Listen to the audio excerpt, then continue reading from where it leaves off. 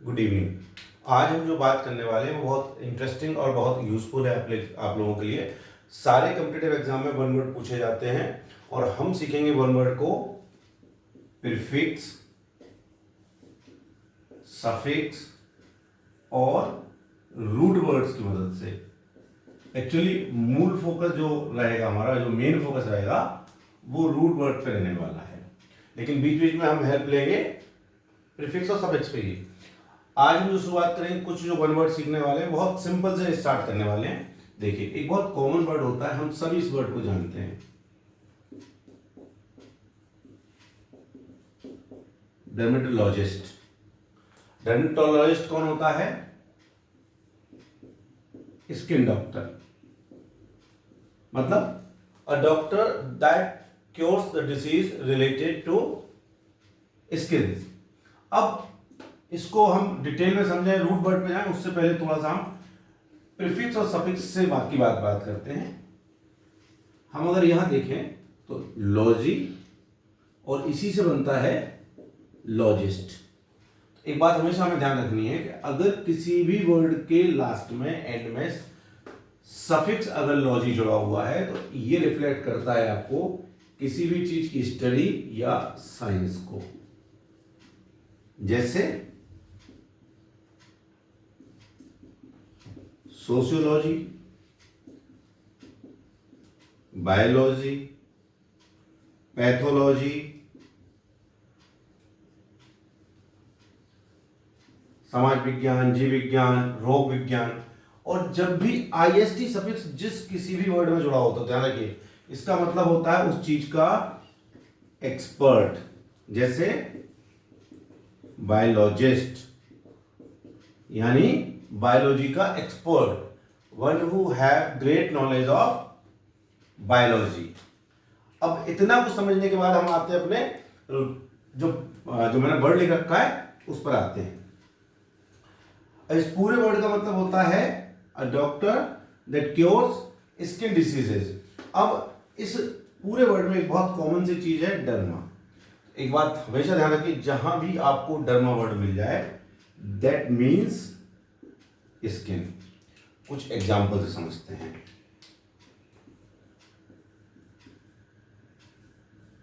पैचीडर्म, क्या कॉमन है इसमें? डर्म। पैचीडर्म का मतलब होता है थिक स्किन्ड एनिमल्स, यानी मोटी या खुरदरी वाले खाल वाले जानवर को हम क्या कहते हैं? पैचीडर्म। ध्यान देने वाली बात क्या है यहां, इस पूरे वर्ड में क्या जुड़ा हुआ है? डर्म। तो डर्म जब भी होगा वर्ड, इसका मतलब वो स्किन को शो करेगा। अगला वर्ड देखते हैं हम, डर्मेटोसिस। अब फिर इसमें एक वर्ड आ गया, derma. What it means? A disease related to skin. एक प्रकार की एक बीमारी होती है, कैसे संबंधित? स्किन से संबंधित। तो ध्यान रखिएगा, डर्मा, फिर डर्मा आ गया तो हमारा फोकस डर्मा पर रहेगा। यानी जो मैं कहना चाहता हूं उसको समझिए, किसी भी वर्ड में, छोटा हो बड़ा हो, अगर डर्म शब्द जुड़ रहा है तो it will show that it is a relation या it has a relation with skin. आगे देखें हम, एपिडर्मिस। डर्म फिर आगे, एपी माने जो होता है वो होता है आउटर, लास्ट। तो हम इसको कहते हैं आउटर लेयर ऑफ स्किन। जो हमारी जो आउटर लेयर होती है स्किन की, उसको कहते हैं हम एपिडर्मिस। तो यहां तक हमने समझ लिया। चलिए अब थोड़ा सा और आगे समझने का प्रयास करते हैं कि किस प्रकार से डर्मा कुछ और वर्ड्स में भी यूज होता है।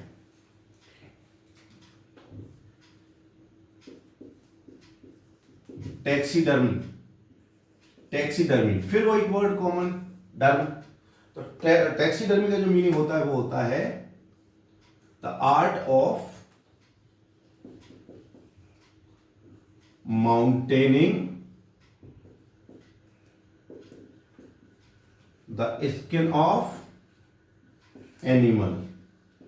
अगर ये आपको सामान्य तौर पर समझ में नहीं आ रहा है तो मैं बताता हूँ। आपने देखा होगा फिल्मों में देखा होगा, मूवीज में देखा होगा, या आप किसी जो बहुत ज़्यादा शौकीन लोग होते हैं वो उनके यहाँ जो आर्टिफिशियल, या आर्टिफिशियल तो नहीं बोलते, जो ओरिजिनल से दिखने वाले जानवर लटके होते हैं घरों पे, वो एक्चुअली टैक्सीडर्मी जो आर्ट है, या टैक्सीडर्मिस्ट जो होता है, उस चीज़ का एक्सपर्ट जो होता है, उसके द्वारा ये किया हुआ काम होता है। उस ओरिजिनल स्किन में स्टफिंग की जाती है, उस आर्ट को टैक्सीडर्मी बोलते हैं। ठीक है, अगला वर्ड होता है इसका डर्मेटाइटिस। फिर आ गया डर्मा। अच्छा, इस वर्ड से हम थोड़ा सा और आगे वर्ड की तरफ भी बढ़ेंगे। डर्मेटाइटिस मतलब होता है इरिटेशन और इन्फ्लेमेशन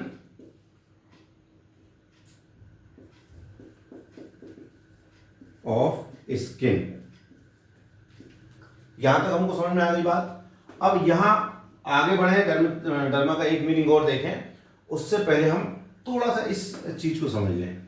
इट इज, यहां एक और चीज है, ये इट इज जब भी जुड़ा हो, ध्यान रखिएगा, इट इज किसी भी वर्ड में जुड़ा हो, इसका मतलब होता है इरिटेशन और इन्फ्लेमेशन। यानी एक तरह से जलन कह लें, अजीब सा जो बेचैनी होती है वो। एक वर्ड आता है इससे संबंधित, वन वर्ड बहुत पूछा जाता है एग्जाम में, न्यूरोटिस, यानी इरिटेशन और इन्फ्लेमेशन ऑफ नर्व।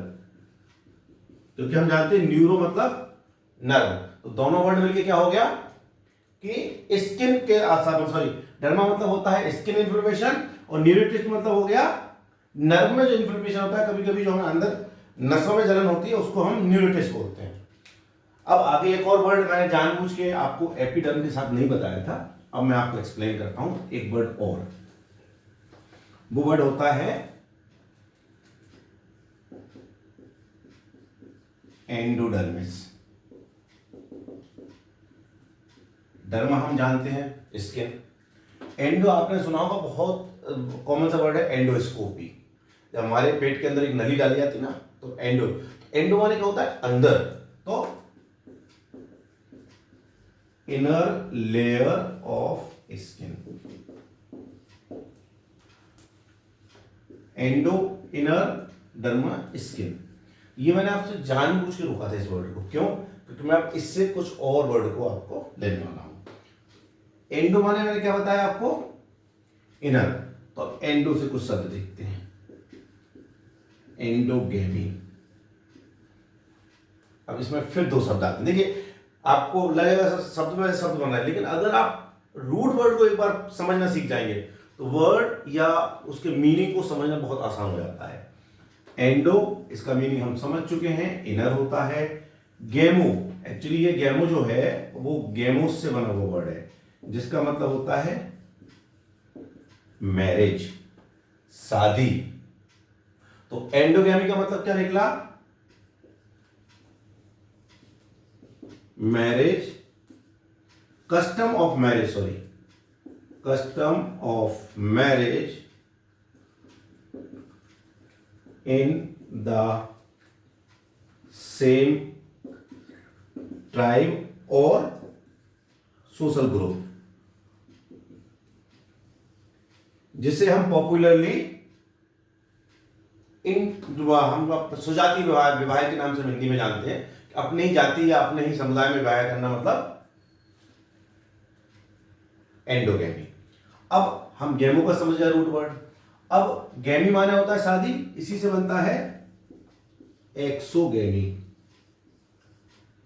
एक्सो माने बाहर, तो एक्सोगेमी मतलब ग्रुप या अपने सोशल ग्रुप या ट्राइब के बाहर, marriage outside of one's own tribe और ग्रुप। तो हम प्रयास कर रहे हैं सीखने का। तो हम देखिए कहां से कहां पहुंच गए, डर्मा माने हमने पूरे सीखे, अब हम आ गए हैं गेमी में। तो अब हम कुछ गैमी से संबंधित मीनिंग सीखने वाले हैं। तो आगे बढ़ते हैं। गैमी हमने सीख लिए दो मीनिंग, एंडोगैमी और एक्सोगैमी। अब इसी में आता है मोनोगैमी या मोनोगैमिस्ट। अभी मैंने बताया था आईएसटी मतलब एक्सपर्ट या उस चीज को फॉलो करने वाला। अब मोनो हम सब लोग जानते हैं, मोनो माने क्या होता है, वन या सिंगल। तो custom of one marriage, custom of one marriage, ये वन हु फॉलोज और one who believes in one marriage. Male भी हो सकता है और फीमेल भी। बदकिस्मती से मैं मोनोगैमस हूं, ठीक है, I am a monogamous person, ठीक है। आगे देखें, मोनोगैमी। अब आता है बायगैमी या बायगैमिस्ट। तो बाय जब भी होता है, बाय का मतलब होता है टू। बाय मतलब क्या होता है, टू। बाय को हमने बाइसिकल में भी सुना है, बाइलिंगुअल में भी सुना है। तो बाय जो रूट होता है वो किसके लिए होता है, टू। हो गैमी मतलब मैरिज। तो ये क्या हो गया, custom of to marriage.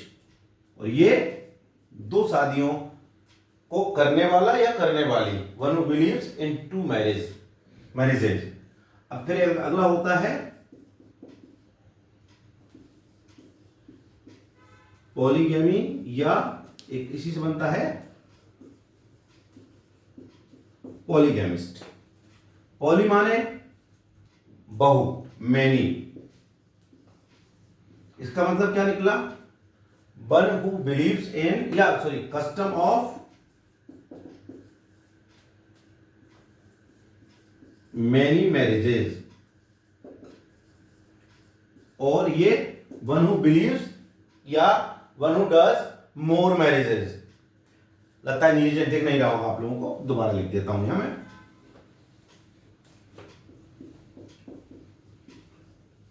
Polygamy और इसी से बनता है इसको करने वाला पॉलीगैमिस्ट। तो पॉलीगैमी मतलब, पॉली मतलब होता है जैसे मैंने अभी बताया आपको मैनी। तो कस्टम ऑफ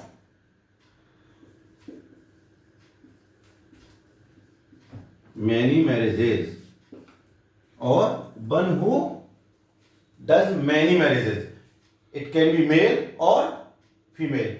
तो आज हमने दो रूट वर्ड सीखे, एक्चुअली दो नहीं सीखे हमने। एक बार रिवाइज कर लेते हैं, फिर उसके बाद हम वीडियो क्लोज करेंगे। और साथ ही साथ आपसे एक रिक्वेस्ट और है, वीडियो के बाद देखने के बाद ग्रुप में एक बार या सॉरी मैसेज में एक बार आप ये जरूर बता दीजिएगा कि मतलब आप और किस तरह की चीजें आप कंटेंट के रूप में चाहते हैं। नंबर एक। नंबर दो, महत्वपूर्ण चीज, मैं कुछ दिनों में प्रैक्टिस सेशन के लाइव क्लासेस शुरू करने वाला हूं। आप अगर लोग अटेंड करना चाहते हैं तो मुझे कृपया टाइमिंग बता दीजिएगा, शाम को आप किस समय पसंद करेंगे। तो मैं इन अ डे और two I will start the live practice classes for all competitive exam, specially for CGL and PV.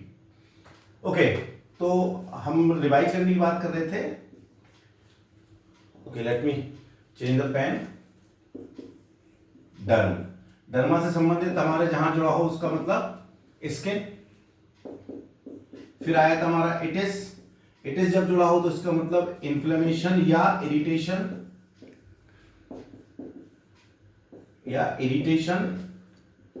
और इसके बाद हमने गैमी, नहीं एक और चीज आई थी बीच में, एपी मतलब एंड और आउटर। इसके बाद आया था एंडो, इनर। फिर आया था हमारा एक और वर्ड आया था क्या, गैमी यानी मैरिज। और फिर आया था हमारा bi, mono, mono one, bi two और पॉली मैनी।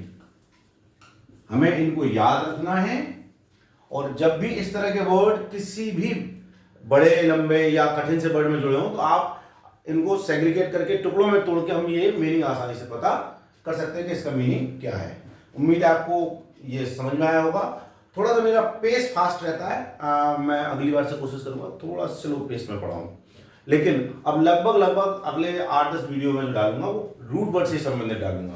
अभी केवल स्टार्टिंग की है मैंने बहुत सिंपल से रूट से, लेकिन आगे से थोड़े सा हम एडवांस रूट और जो ऐसे वन वर्ड या ऐसे वोकैब जनरली कंप्रेंशन में या फ्रिक्वेंटली वन वर्ड के रूप में पूछे जाते हैं उन पर चर्चा करेंगे। तब तक के लिए थैंक यू वेरी मच।